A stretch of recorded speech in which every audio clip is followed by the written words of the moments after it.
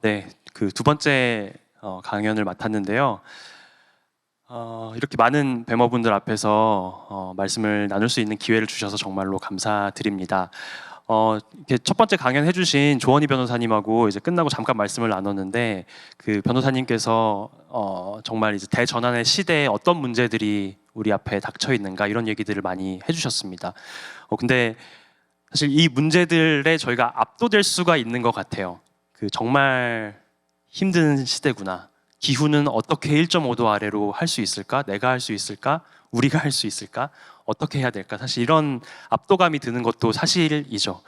여러 가지 또 방안들을 또 얘기를 해주셨는데, 사실 순서가 되게 절묘한 것 같습니다. 오늘 제가 좀 드릴 얘기들이 이런 문제들을 해결하기 위해서 존재하는 조직들, 그리고 그런 분들의 얘기들을 좀 들려드릴 수 있을 것 같아서 우리가 압도되지 말고 이런 부분들에 하나님의 마음을 가지고 가서 일할 곳들이 많다라는 얘기를 좀 드릴 수 있을 것 같아서 정말 감사한 마음입니다. 네, 이다니엘 목사님께서 예전에 3,000명짜리 컨퍼런스를 많이 하다가 너무 지치셔가지고 IBA 오면 컨퍼런스 안 할 줄 알았는데 하신다고 너무 고생하고 계시는데, 사실 저도 루틴팩트라는 조직이 이제 지원 기관이다 보니까 컨퍼런스 같은 주최를 많이 합니다. 그래서 보면은 항상 주제 선정할 때 가장 많이 힘든 것 같아요. 싸우기도 하고, 이 주제가 과연 지금 이 시대에 던져야 되는 메시지이냐부터 시작해서 또 이 주제에 맞는 강사들을, 또 강연자들을 잘 섭외할 수 있을 것인가, 또 결국에 이 주제에 맞게 하나의 메시지를 가지고 이제 청중이 돌아가셔야 되는데 이제 그것들을 어떻게 잘 정리할 수 있을 것인가, 이런 이제 고민들을 하면서 주제 선정할 때 가장 고민을 많이 합니다. 아마 이제 게임 체인저라는 그 주제를 정하실 때 또 그러셨을 것 같은데요. 이제 강연자의 입장에서는 요 주제에 정말 충실하게 얘기를 하는 것이 되게 본분이다, 중요하다라는 생각을, 그래서 주최하는 분들을 잘 배려하는 거다라는 생각을 가지고 있는데요. 제가 게임 체인저를 좀 찾아봤습니다. 이렇게 정의를 하더라고요. 어떤 일에서 흐름을 통째로 바꾸거나 판도를 뒤집어 놓을 만한 결정적인 역할을 한 사람 또는 사건, 제품 등을 얘기한다라는 얘기를 합니다. 네, 최근에 화제작이죠. 오펜하이머라는 영화가 있습니다. 혹시 여기서 보신 분 있으신가요? 한번 손 들어보시겠어요? 네, 몇 분 계시네요. 저도 지난주에 이 영화를 보고 왔는데, 이 영화가 보니까 2차 대전 때 원자폭탄을 나치보다 먼저 이제 개발하려고 하는 그 미국의 맨하탄 프로젝트를 이끌었었던 과학자의 얘기를 그린 영화인데, 이게 보니까 게임 체인저에 대한 얘기더라고요. 그러니까 원자폭탄이 게임 체인저였습니다. 왜냐하면 2차 대전을 끝내기도 했지만, 사실 이 원자폭탄 이후로 정말 많은 사람들의 어떤 인식 속에서 외교와 안보, 또 전쟁에 대한 생각들이 바뀌기 시작했고, 전쟁의 양상들도 바뀌기 시작했고, 어떤 국가 간의 관계도 바뀌기 시작했고, 정말 많은 것에 영향을 준 것이 이 어떤 원자폭탄의 개발 이후였기 때문에 정말 어떤 역사에 있어서 게임 체인저다라고 할 만한 어떤 그런 개발이었다고 할 수 있을 것 같아요. 그리고 아까 조원희 변호사님께서 말씀해 주셨던 생성형 AI로 대표되는, 챗GPT로 대표되는 이런 인공지능의 발달이 또 많은 사람들이 게임 체인저일 것이다 라고 예견을 하는 것 같습니다. 최근에 서점을 가보신 분이 있을지 모르겠는데, 한 몇 개월 전에 서점에 가보면 한 절반은 베스트셀러에서 절반은 챗GPT고요, 절반은 돈 버는 법, 경제적 자유, 투자 어떻게 할 것인가, 부동산 투자는 어떤가, 이런 게 이제 절반이었어요. 그러니까 이제 챗GPT로 어떻게 하면 돈을 벌 것인가, 그런 책도 있는데, 그거는 베스트셀러가 이제 따놓은 당상이죠. 그렇게 구성이 돼 있더라고요. 사람들도 아는 겁니다. 이게 정말 게임 체인저가 될 것이고, 특히 우리가 살아가는 어떤 경제 게임에서 정말 중요한 역할을 할 거다라는 생각들을 하고 있는 거죠. 제가 오늘 말씀드릴 주제가 소셜벤처의 성지에서 뱀을 생각하다라는 주제입니다. 이것에 충실하게 먼저 소셜벤처의 성지, 그리고 소셜벤처들, 아까 말씀해 주신 그런 문제들을 해결하고 있는 조직들의 예시와 어떤 움직임들이 있는지를 좀 말씀을 드리고요. 두 번째로는 어떤 소셜벤처 임팩트 조직들의 성장을 견인했었던 부분들을 좀 가져와서 우리가 앞으로 그러니까 게임 체인저가 되려면 어떤 접근들을 하면 좋을지 이런 얘기들을 드릴 수 있도록 하겠습니다. 네, 제가 제 소개도 안 드리고 원자 폭탄 얘기를 계속 했는데요. 네, 소개 짧게 드리겠습니다. 사단법인 루트 임팩트라는 곳에서 몸담은 지 한 9년 정도 되었고요. 성수동이라는 곳을 기반으로 해서 이런 임팩트 지향 조직들이 일하고 또 살아갈 수 있는 여러 가지 환경들을 만드는 역할을 하고 있습니다. 그래서 생태계를 만드는 역할을 한다라고 얘기를 하고 있고요. 한 200개 정도 이상의 임팩트 지향 조직들이 또 이 공간을 통해서 여러 가지 프로그램들을 통해서 발굴하고 지원하는 그런 역할들을 하고 있습니다. 그리고 이전에는 혹시 알고 계신 분도 있을지 모르겠는데 남한과 북한 출신의 청년들이 또 통일 한국을 꿈꾸면서 같이 운영을 했었던 소셜 벤처를 또 창업해서 운영을 하기도 했었습니다. 네, 루트 임팩트 소개를 잠깐 드리면 종교적인 백그라운드가 있는 조직은 아니고요. 정부나 이제 공공기관에서 할 만한 일들을 하고 있는 곳이다라고 생각하실 수도 있을 것 같아요. 선한 의지를 실현하고자 하는 사람들을 돕는다라는 미션을 가지고 있는데, 이제 아까 게임 체인저가 이제 너무 거대한 어떤 흐름을 바꿔야 될 것 같은, 나는 아닐 것 같은데 이런 생각이 좀 들 수 있는 거대한 용어라면 저희는 체인지 메이커라는 용어를 씁니다. 그래서 변화를 만드는 사람들, 어떻게 보면 게임 체인저의 조금 더 겸손한 버전, 대중적인 버전, 나도 할 수 있는 버전, 사실 이런 것들이죠. 체인지 메이커를 발굴하고 돕고 그들을 위한 생태계를 만드는 역할들을 하고 있습니다. 조금 더 구체적으로는 이런 체인지 메이커들 중에서도 비즈니스 방식으로 문제를 해결하는 분들이 있는데, 이제 그분들이 더 일을 잘할 수 있도록 환경을 만드는 역할을 하는 임팩트 클러스터라는 사업이 있고요. 또 이런 곳들에서 일하고 싶어하는 청년들이 많이 있습니다. 여기도 그런 분들이 계실 것 같은데요. 그런 분들을 위해서 여러 문제 해결 역량들을 교육하고 또 이런 조직들하고 연결될 수 있도록 잠 매칭을 하는 그런 임팩트 캠퍼스라는 사업이 있고, 또 이런 문제 해결에 여러 자본들이 유입되고 있습니다. 정말 많은 자본들이 투입되고 있고 기부되고 있고 쓰여지고 있는데, 이제 그 자본들이 어떻게 하면 이 영역에서 더 들어와서 역할들을 할 수 있을까라고 고민하고 있는 임팩트 펀드 사업을 진행하고 있습니다. 네, 사실 주제를 제목을 제가 정한 게 아닙니다. 목사님께서 소셜 벤처의 성지라는 표현을 써주셨어요. 정말 큰 표현을 써주셨는데, 사실 성수동이 그곳입니다. 혹시 여기서 성수동을 올해 가본 적이 있으시다 하시는 분 한번 손 들어봐 주시겠어요? 정말 많네요. 네. 맞습니다. 성수동 웬만하면 와보셨을 것 같아요. 대한민국의 지금 트렌드가 정말 모여 있는 곳이라고 할 수 있는 곳인데, 뭐 어떤 카페나 맛집들 이런 거는 물론이고, 최근에는 정말 유명한 기업들이 이 성수동에 오기 시작했습니다. 가운데 있는 사진은 디올이에요. 명품은 다 청담동에 있는 줄 알았는데 성수동에 왔습니다. 그리고 뭐 글로벌 게임 회사, 뭐 크래프톤 같은 기업들도 성수동에 왔고, 또 패션 기업들, 무신사 같은 기업들도 성수동에 왔고요. 그리고 또 여러 가지 일을 하는 작은 스타트업들, 소셜 벤처들, 비영리 단체들이 이 성수동에서 굉장히 다양한 다이나믹스를 만들어내고 있습니다. 그래서 성수동에는 이제 맛집, 커피 먹으러 가는 것뿐만 아니라 어떤 대한민국의 트렌드를 느끼고 경험하려면 이곳에 간다라는 얘기들을 많이 하기도 하는데요. 사실 이 성수동이 10년 전에는 어땠냐 라고 얘기를 좀 해보면, 10년 전에는 사실 이게 성수동을 나타낸 그림은 아닙니다. 근데 이렇게 비슷했어요. 사실 서울숲이 있고요. 큰 공원이 있습니다. 그래서 자연 환경이 있고, 그리고 거기에 어떤 수제화 공방들, 그다음에 예전부터 있었던 작은 공장들, 이런 것들이 좀 있었고요. 그리고 좀 작은 상점들, 이런 것들이 있었던 곳이었습니다. 한 10년 전에 저희 루트 임팩트를 비롯해서 그 당시 이제 20대 후반, 30대 초반 정도의 청년들이 주축이 된 단체들에서 가진 문제의식들이 있었습니다.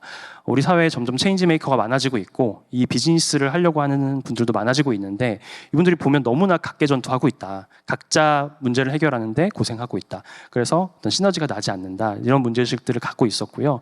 그래서 어느 한 동네에 모여서 지역 기반으로 한 로컬 지역에서 같이 모여서 살고 일하고 할 수 있으면 정말 큰 시너지가 나겠다, 커뮤니티가 만들어질 수 있겠다라는 생각을 가지고 성수동에 첫 번째로 이런 분들이 모여들기 시작했었습니다. 왜 성수동이었냐? 그러면 누구는 부동산에 어떤 선견 지명이 있었냐? 뭐 이런 얘기를 하기도 하는데요. 이런 것들이었어요. 그때 당시에 정말 돈이 없는 청년들이 사회적인 문제를 해결하겠다고 창업을 한 분들, 어떤 활동을 하고 있는 분들이 있었는데 그분들은 돈이 일단 없습니다. 그래서 적정 가격이 되게 중요했습니다. 그 당시는 정말 적정한 가격이었어요. 지금은 아닌데요.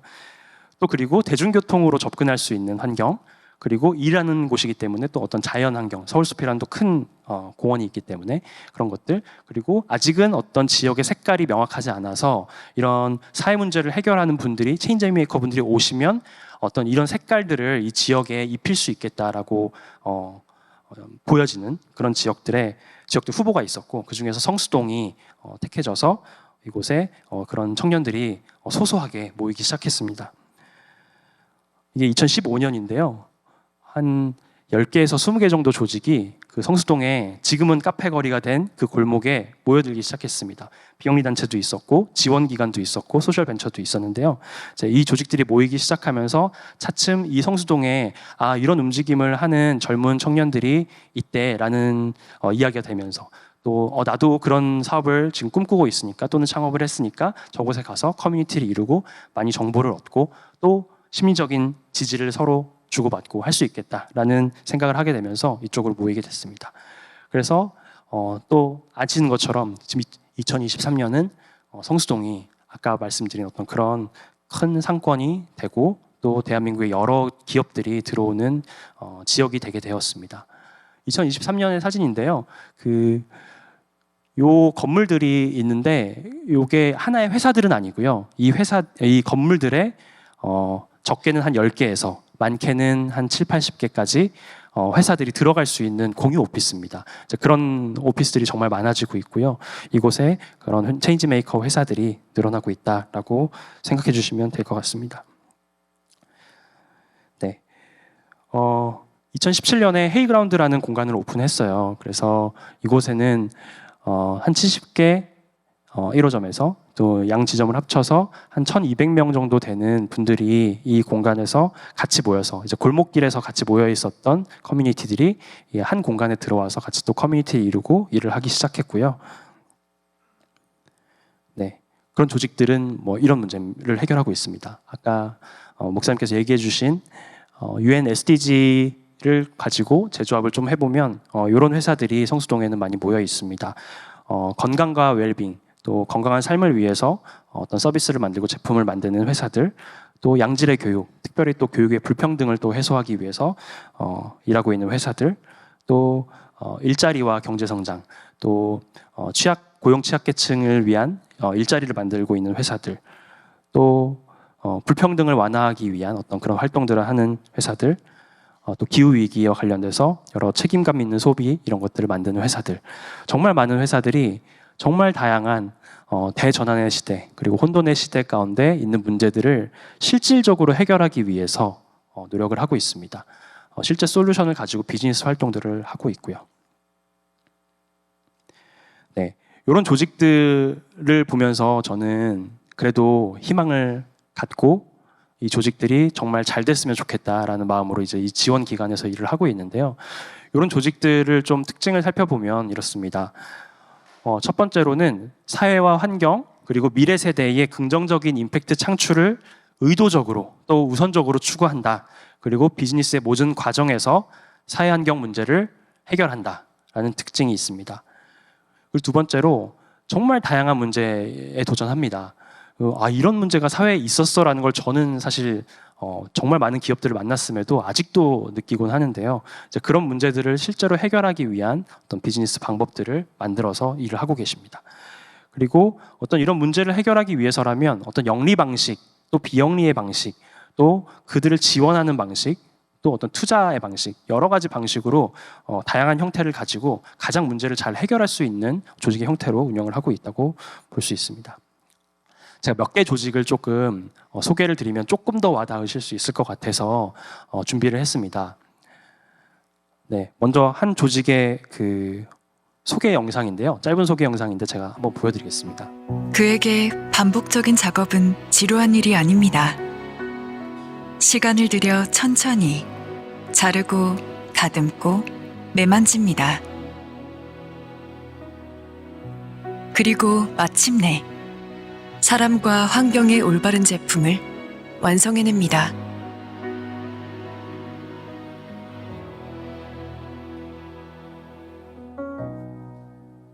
동구밭.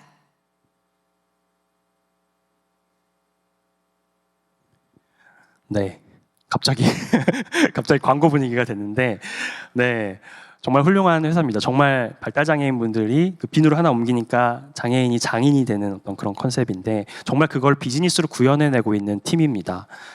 이 팀이 정말 대단한 것은 발달 장애인 분들의 그 결핍과 힘든 삶에 대해서는 사실 우리가 체감을 하지 않아도, 옆에 그 분들이 계시지 않아도 어느 정도 상상이 될 것 같아요. 그런데 이분들이 처한 현실 중에서 가장 좀 어려운 부분 중에 하나는 일할 수 있는 곳이 없다는 겁니다. 그 중에서도 특히 짧게 일할 수 있는 일감들은 많이 있는데 사회적으로 주어지기도 하고, 네, 그런데 길게 일할 수 있는 어떤 일자리가 부족하다라는 측면이 굉장히 큰 문제입니다. 이분들은 그 10명이 한 달 동안 일할 수 있는 일자리를 만드는 것보다 한 분이 10개월 이상 일할 수 있는 일자리를 만드는 게 훨씬 중요하다라는 이제 생각을 가지고 계신 분들이고, 저희도 이제 마찬가지죠. 저희도 한 달 일하고 그만둘 회사보다는 길게 일할 회사를 찾는 게 당연한 것처럼 이제 그런 일자리를 만들고 있는 회사입니다. 그래서 실제로 발달 장애인들이 할 수 있는, 장인처럼 할 수 있는 부분이 어떤 것이 있을까를 굉장히 많은 연구를 통해서 찾아냈고, 그것을 사업 아이템화해서 실제로 비즈니스로 연결시킨 그런 사례라고 보실 수 있습니다. 어떤 발달장애인 분들에게 그 일자리를 주고 와서 해라가 아니라 실제로 그분들의 입장에서 가장 잘할 수 있는 일을 만든 거죠. 그래서 정말 다른 접근을 했다라고 볼 수 있겠습니다. 네, 저희 또 헤이그라운드의 입주사 중에 에누마라는 회사가 있습니다. 이 회사도 정말 유명한 회사인데요. 이 회사는 앱스토어 보시면 그 1위 한 앱이 정말 많습니다.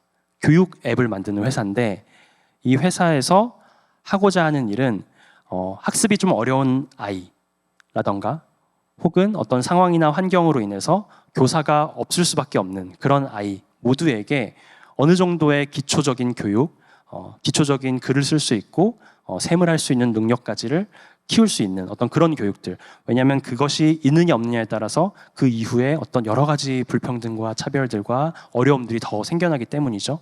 그 부분들을 할 수 있게 앱을 만드는 회사입니다. 그래서 정말 그 선생님이 없이도, 장애가 있어도 이 앱을 가지고 학습을 하면 어느 정도의 단계까지 할 수 있게끔 하는 그런 목표를 가지고 앱을 만드는 회사입니다.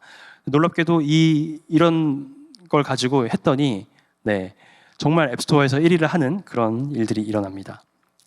네, 베이비박스가 없는 세상을 만드는 회사도 있습니다. 비영리 단체인데요. 베이비박스 아시죠?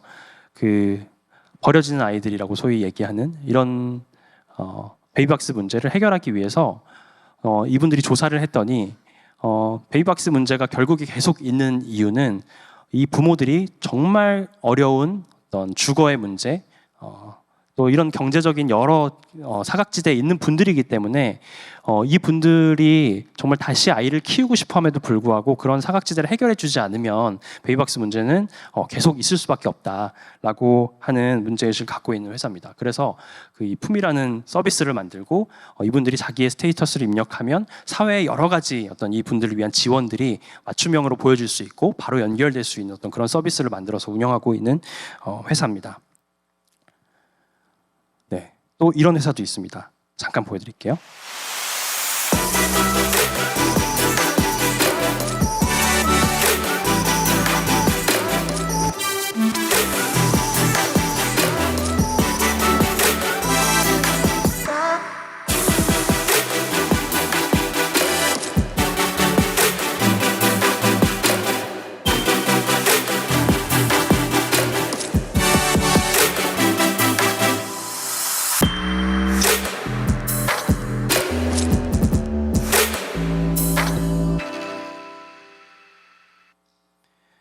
네, 여기 이제 나오신 분들은 수어를 쓰는 청각장애인 분들입니다.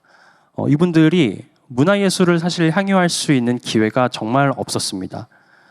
이 사실 문제를 해결하기 위해서 이 회사가 존재하는데, 이 회사는 이 농인분들을 아티스트로 육성하고 양성하고 마치 엔터 회사가 연습생을 키우는 것처럼 이분들에게 문화예술 쪽으로 진출할 수 있는 여러 가지 통로와 판을 열어주는 그런 역할을 하는 회사입니다. 한번 나중에 들어가서 찾아보시면 정말 이제 감격스러운 어떤 영상들과 콘텐츠들을 보실 수 있을 것 같아요. 네. 성수동에는 이런 조직들이 정말 많습니다. 여전히 성장하고 있고요. 더 많아지고 있습니다. 이 사회 환경의 결핍을 해소하는 팀들이 계속해서 생길 수가 있는데요.